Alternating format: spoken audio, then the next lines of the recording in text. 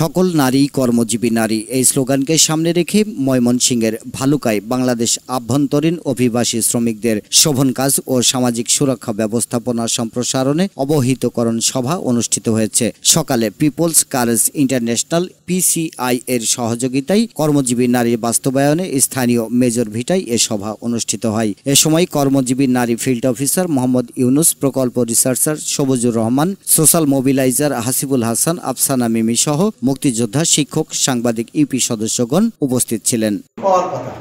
আপনি দেখেন এর সাথে সমন্বয় করতে পারেন কিনা, সিদ্ধান্ত আপনি। মানুষ বিদেশ যাওয়ার ক্ষেত্রে দালালেরা প্রতারণার শিকার হয়।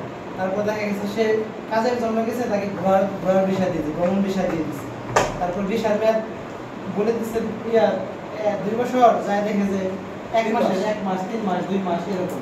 অনেকে যাওয়ার পর এয়ারপোর্টে নামার পর তাকে আর নেওয়ার জন্য মানুষ আসে না। এরকম অনেক ঘটনায় কিন্তু বাংলাদেশে ঘটে। বেশিরভাগই বিদেশ যারা অসহায় মানুষ, তারা নিজেদের পরিবার পরিজনে ভালো থাকার জন্য, কিন্তু তারা ক্ষতিগ্রস্ত হয়। তা আপনারা জানেন যে কাজের সন্ধানে এক জেলা থেকে আরেক জেলায় আমাদের যেতে হয় কাজ করার জন্য। এই কাজ করতে গিয়ে আমরা নানান ধরনের সমস্যায় পড়ি। সেই সমস্যাগুলি সমাধান করার জন্য যে রাস্তাগুলি, সেগুলো অনেক সময় আমাদের না জানা থাকার কারণে এই সমস্যাগুলি আরও বৃদ্ধি পায় বা এই সংকটগুলি কাটিয়ে দেওয়া সম্ভব হয়। সেই জায়গাটায় আমরা এই প্রকল্পের মাধ্যমে কাজ করার চেষ্টা করব। তো আমাদের প্রকল্পের লক্ষ্য উদ্দেশ্য হচ্ছে যারা অভ্যন্তরীণ অভিবাসী আছে তাদেরকে তাদের সামাজিক সুরক্ষা পাইয়ে দেওয়া। ময়মনসিংহের ভালুকা থেকে মোহাম্মদ শফিকুল ইসলাম, বাংলা ৭১ টেলিভিশন। বাংলা ৭১ টেলিভিশন, সত্য প্রকাশে আপোষহীন।